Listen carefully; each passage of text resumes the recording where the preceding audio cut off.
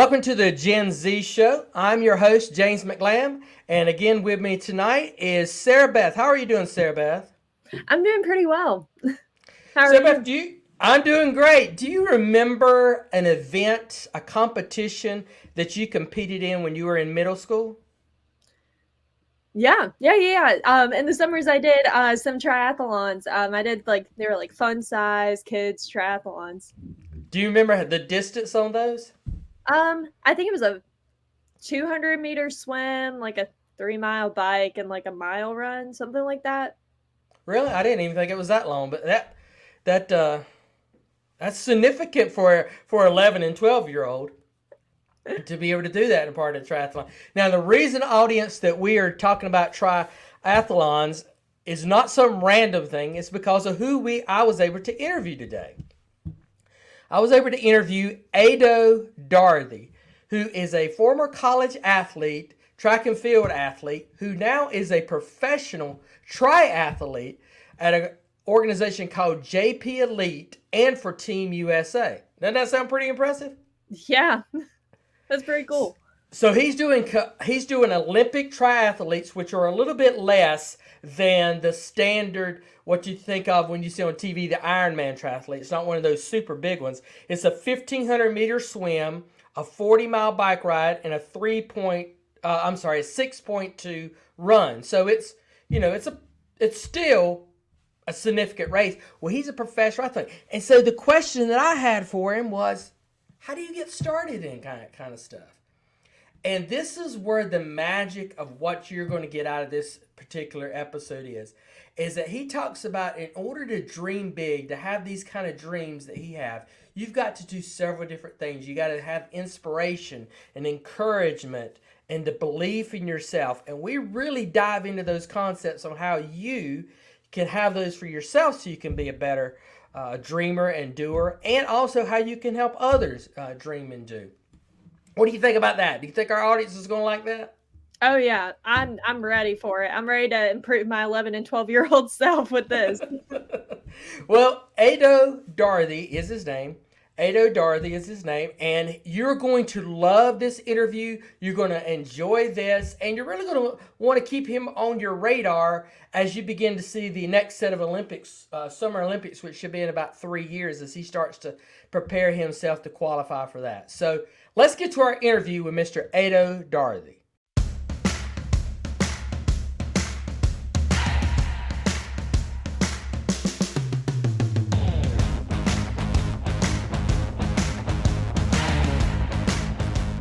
Adoh, welcome to the Gen Z Show. Thank you for agreeing to be our guest. And you and I are recording. This is my first new recording of 2022. So Happy New Year, my friend.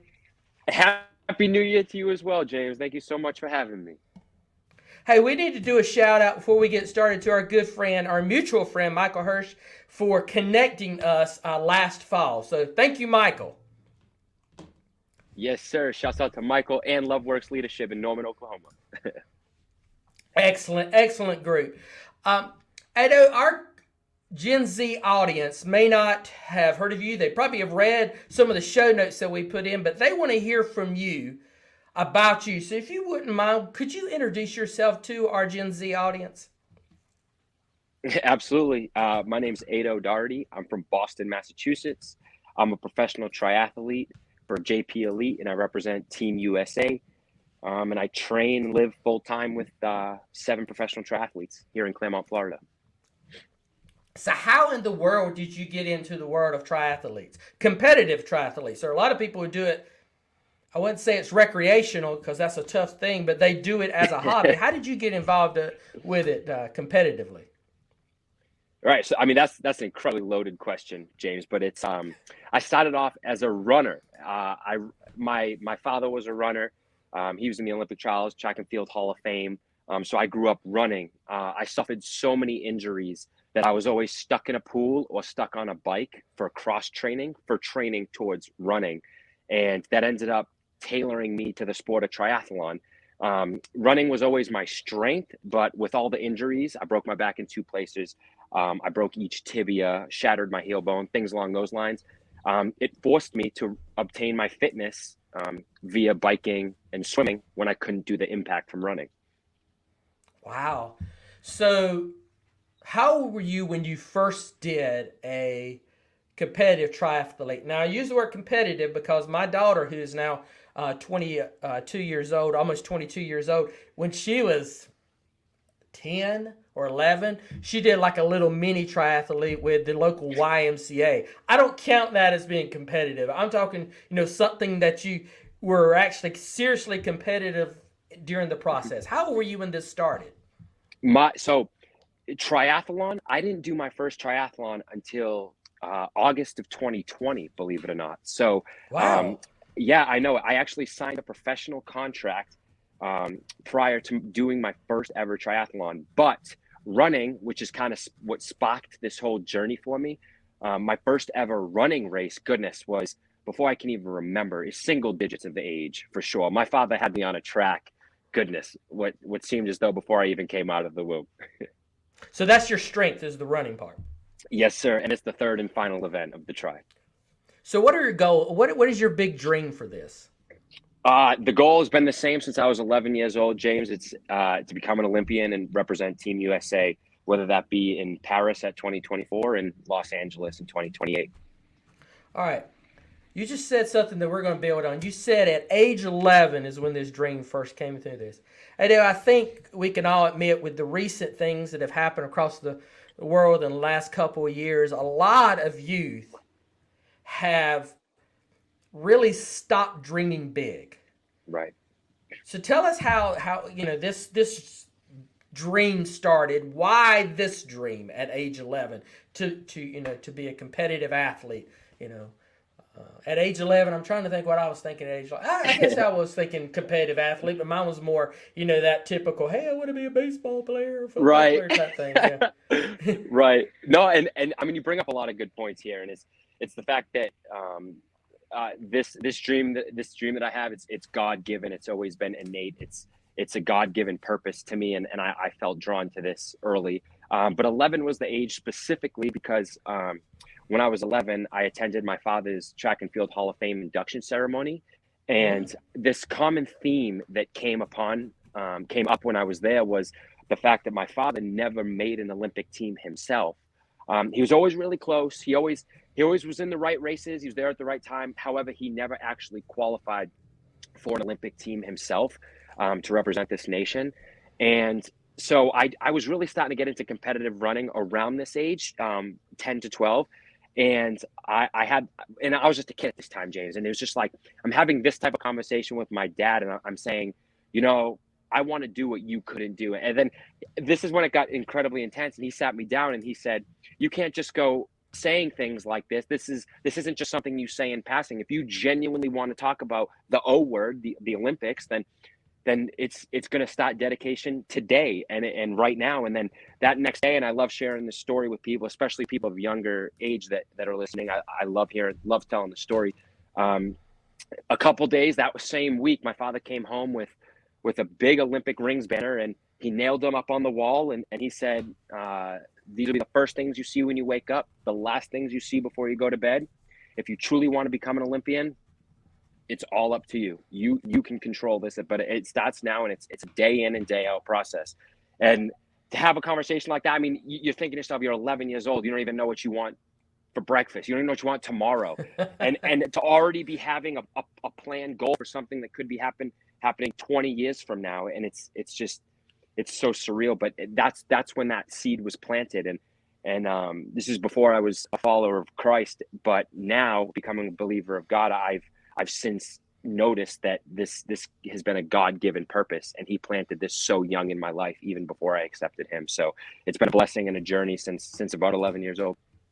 There's two things I want our audience to miss that you said there. First, that you were inspired to have this dream by the accomplishments of your father, but it could have been anything that had surrounded you to inspire you, but it was mainly that. And then you were encouraged by your father to pursue that as well. So there was inspiration and encouragement that allowed it to go on this thing.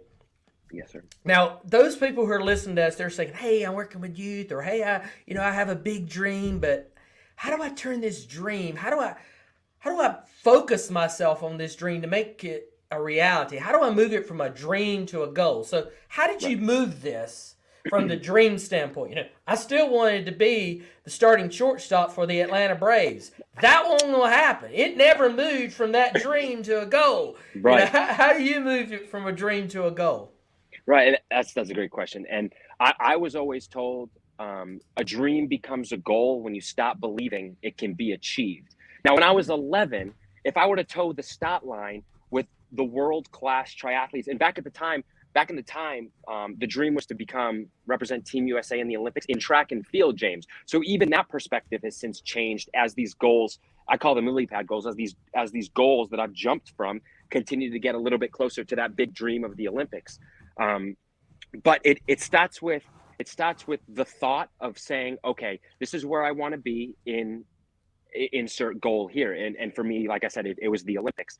But it wasn't like I can toe the start line and boom, I'm ready to be an Olympian. No. It was a matter of, okay, I need to compete at the state level in track and field. I need to work my way up the field. I need to finish my first race. That's the first goal. I need to do my first race. And at this point, it was cross country in middle school. And then it was, okay, I want to win my first race. And then it goes to, okay, I'm gonna go to high school and I'm gonna try to make the varsity team as a freshman. You make the varsity team as a freshman. And then as these little goals start to progress, you say, I want to go compete in college. I want to be at the Division I level in college. I want to earn a scholarship at the Division I level. So there's a lot of these little stepping stones that get to that. These are little jumps you make to that big giant dream. But these are little goals, little check boxes that I had to go along on this journey to get me to this big goal. I attended University of Oklahoma for track and cross country, and that was the big trampoline that made that progression into this dream. And that's when you attend a university like that, it's almost implied that you're going to want to carry on professional athletics upon graduation or even prior to graduation. I got the diploma, I got my degree, and they have a whole staff in place that when you say I want to become a professional athlete, that's second nature to them. They hear that nearly every day with their recruits. So these are the goals that you have to have in place, because if you have a 20-year dream, we got to think about what you're going to do tomorrow, and then next week, and then next year, and then next month. You know what I mean? Do you have a plan? Do you have not a plan, but a process in which you do this, that you lay this out, your small goals and the big goals? Because I'm thinking here, I'm thinking of who might be in our audience, and I'm listening to someone say, hey, my goal is just to get into college. I want to be a first-generation college student. I'm 14 years old, but that's a 4-year away. What do I need to do? How do I do this? How do I break it down? How did you do it? Absolutely. So I kind of do like a self-audit or like a self-assessment program. And the way that I do this is I sit down with my father, who's now my manager, and we kind of do this on a bi-monthly basis. But if your goal's a year away, or your dream is a year away, you might want to do it not bi-monthly. You might want to do it a weekly self-assessment, if you will. But if your dream is maybe 4 years away, 3 years away, every other month check-in assessment might be well. But for me, James, I like to do, every 5 to 8 weeks, I like to do a self-assessment of saying, okay, are our numbers where we're at? Training wise, are we falling in the rankings where we need to fall? Are we getting to the races we need to get to? Are we things along those lines? So basically the way I do it is this whole self-assessment, auditing plan. Is this something you learned from someone, or something that just kind of evolved in your own? Ooh, that's a good question. I can't give credit. I've had some incredible coaches over the years. My current coach, James Peterson, he's a big proponent of this. He likes to do these once a year. But I've always had coaches because I've always been in an individual sport, not a team sport. And I've always had coaches, from my first ever coach from my dad to my current coach, my professional coach now, that always say you need to hold yourself accountable. So if you can't have that hard conversation with yourself and saying, hey, I'm not doing everything I can today, what can I do tomorrow to make up for these shortcomings, if you will? So I've kind of always been taught that, being in the individualized sport where I hold my own responsibility of my success for the most part. So now you've taken it from the dream, you've got it into a goal, and you have it as it's really a manageable. You have steps in which you're going to get there. But I heard something as you talked about it a while ago. It shifted. The goal shifted from what it was initially. Initially, it was, hey, I want to be on track and field, and now Right. it's on triathlon. Tell me about that shift. Was that uh, a shift that you were like, oh, this is more who I am, or was it obstacles led you to realize this was a better opportunity? Did I make sense what I was saying? Sometimes when I ask a question, I listen back and I go, that didn't make sense. You're a professional asker of questions, and that was stupid. What? No, That makes sense. absolutely. It was more so the latter. It was, and this is a disclaimer that every single person that has a big dream is going to go through these obstacles that you just brought up, James. And it's a matter of when I was the kid, I had that conversation when I was 11, and it was track and field. I am going to be, it was at this time it was a 1500 meter, the metric mile. I was going to be Team USA miler or whatnot, and then we're getting a college or in high school we had this success, but this was a major pivotal moment is when I broke my back in two places when I was 15 years old. I go from being an All-American, any college you could imagine. I was running sub 4:30 as a freshman in high school in the full mile. And then Whoa. Say it. 4 minutes and 30 seconds on a 4 mile as how old? I was a freshman and I was running 4:28 in the mile. And so that of course brought a lot of attention to me as a young kid and with my dad being who he is and stuff. So I was on the path that it was, okay, this kid's going to be able to get a full ride at just about any Division I college that he's going to want to. And then upon breaking my back that same year I ran that 4:28, I went from a 5-star recruit to 0 stars. Nobody interested in me. I was damaged goods. But this was God saying, Adoh, this is a blessing to you. Get in a pool, get on a bike. And not only am I going to teach you how you can develop strengths on a bike and in the water to help you in this running dream that you have, but I'm also going to walk you through mental toughness.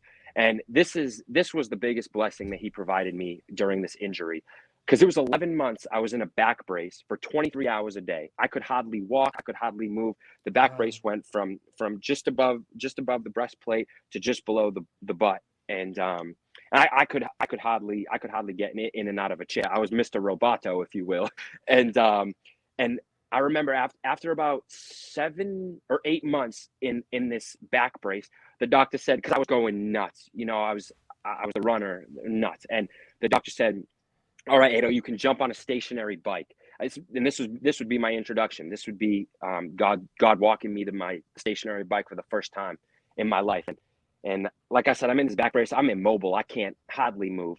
And the back brace is digging into the top of my quads because it's supposed to keep you nice and straight. And I got blood dripping off my quads, and I'm barely moving. I'm talking 30 RPMs, 40. I'm barely getting a workout, and I'm barely sweating.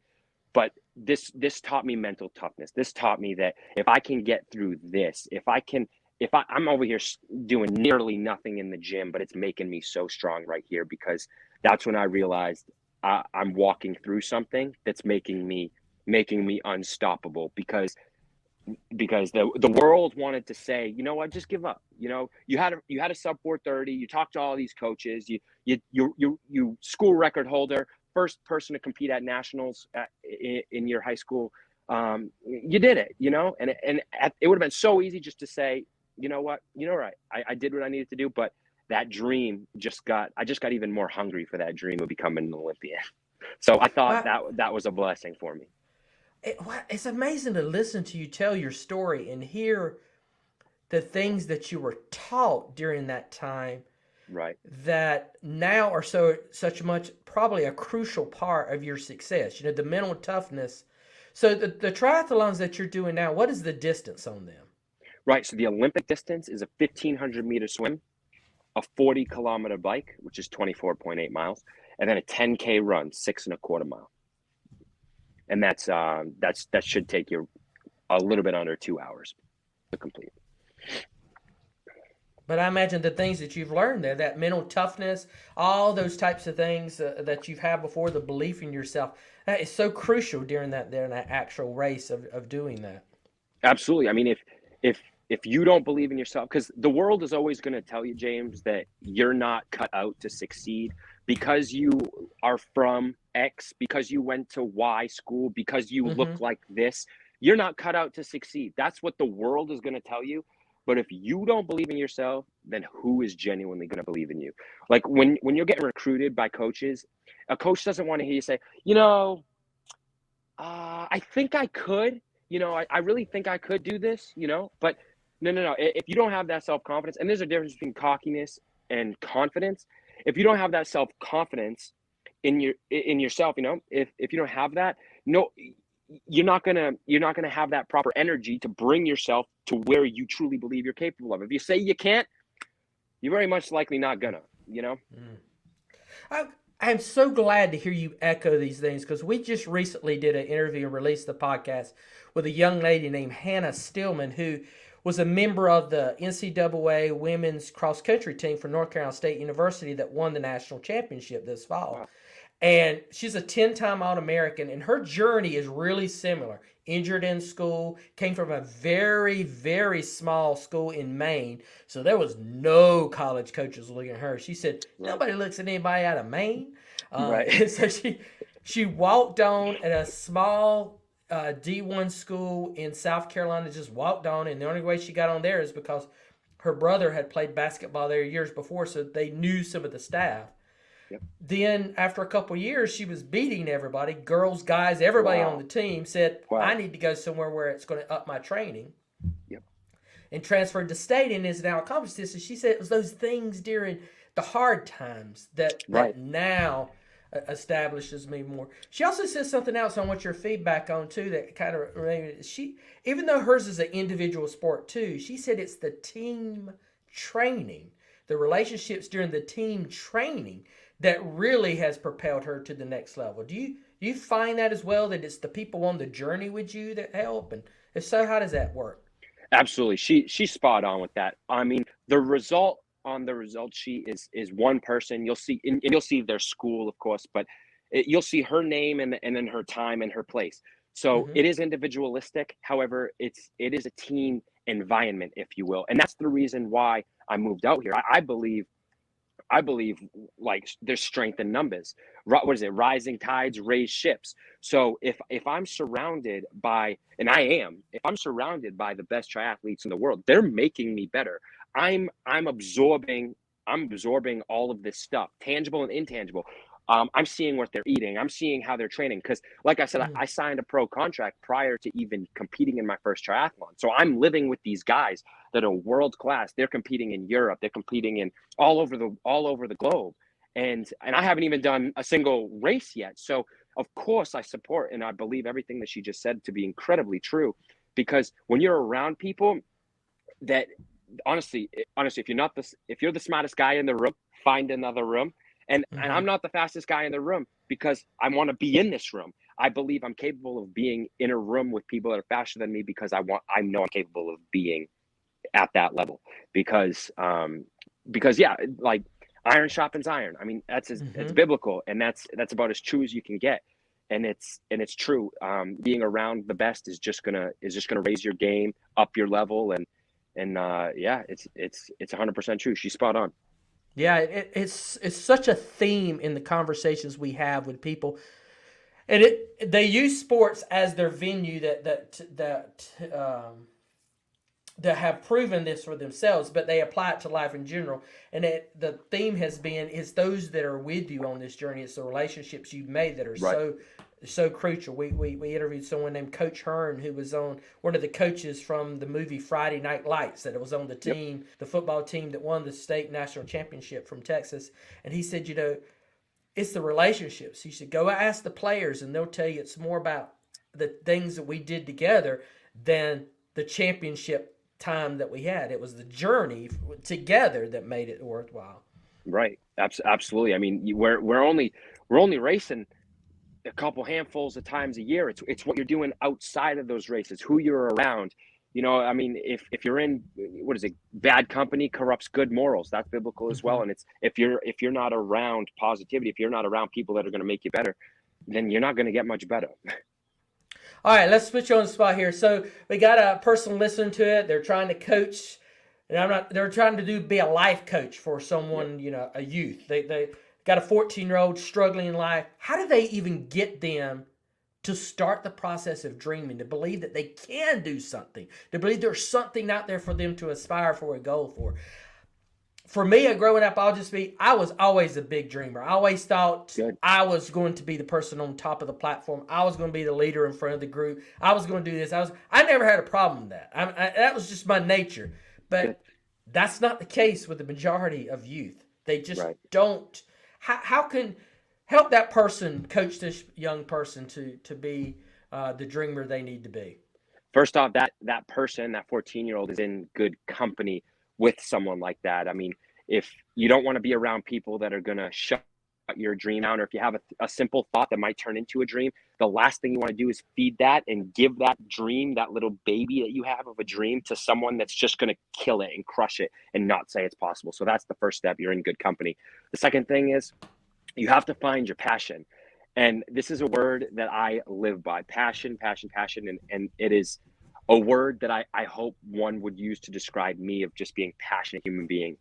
When you find something that you love and you truly enjoy, then, and this is so corny and so cheesy, but then nothing is impossible. I mean, I guess if I have the ears of a 14-year-old for another 10 seconds, I would also say that nothing worthwhile is going to be easy. So when you come across, not if, and that's the thing people always say, if you come across hurdles or if you come across strife or struggle, it's when you come across it, because it's inevitable, because nothing worthwhile is easy. When you come across it, just always think about passion that you had from when you were a kid.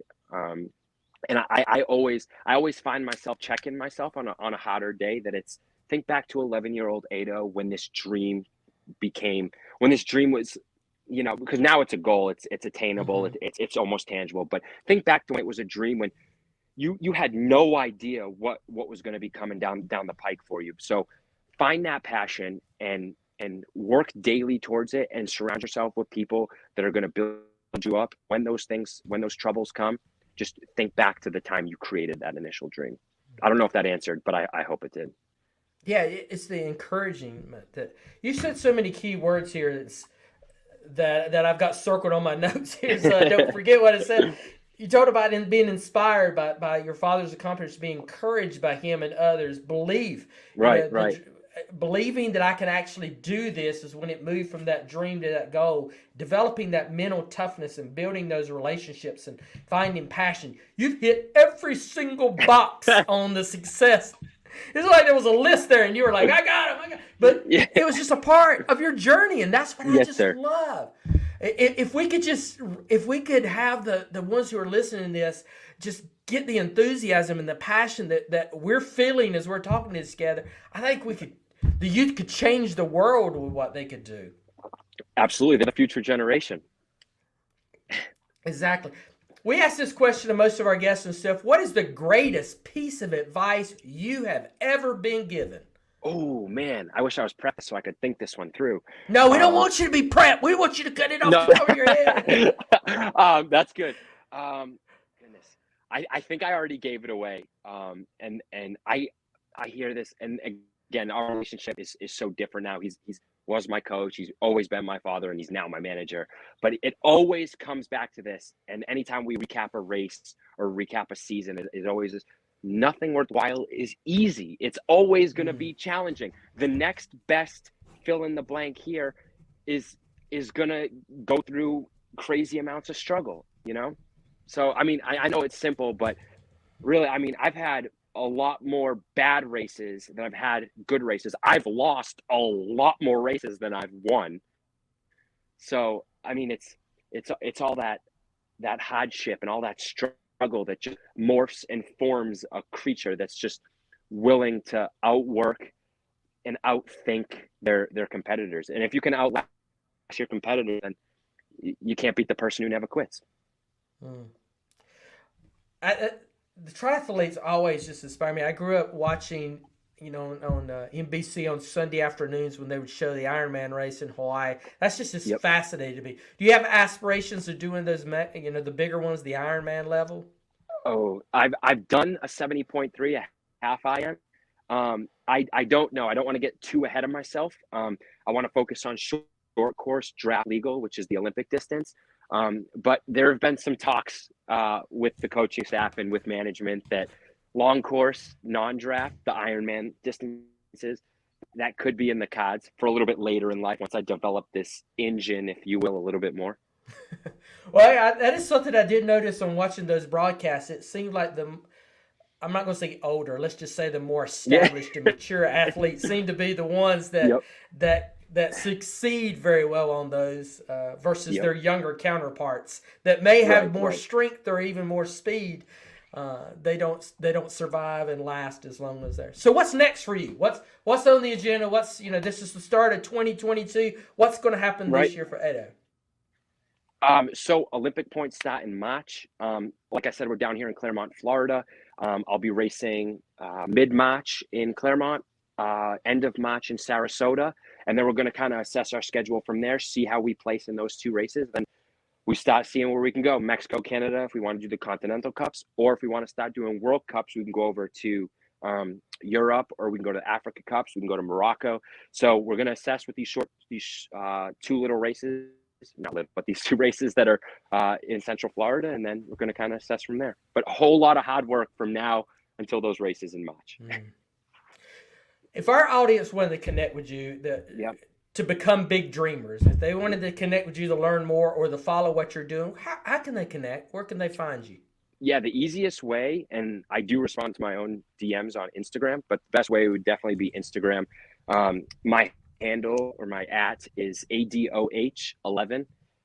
And anybody out there that doesn't know if their thought that they have is a dream, or anybody that just wants to say hi, I encourage you to shoot me a message out there, and I will do my best to absolutely respond to you. I love hearing from especially the younger generation. I love hearing from you guys. So that's the best way, probably the easiest way. Adoh, thank you for sharing your story with us and really confirming some of the things that we at Generation Ziegler have been espousing and been teaching. I love when we have a guest who says the things that we've been saying. That way our audience knows, hey, this is not just something James makes up in his office. This is something that really works, and you're proof of it. So I really do appreciate that. And thank you for being our guest. Good. Audience. Absolutely. Thank you for having me. Yeah. Gen Z audience, someone you know needs to hear this message. So please like, share, and comment on this message. And we'll be back again next week with another episode. See you.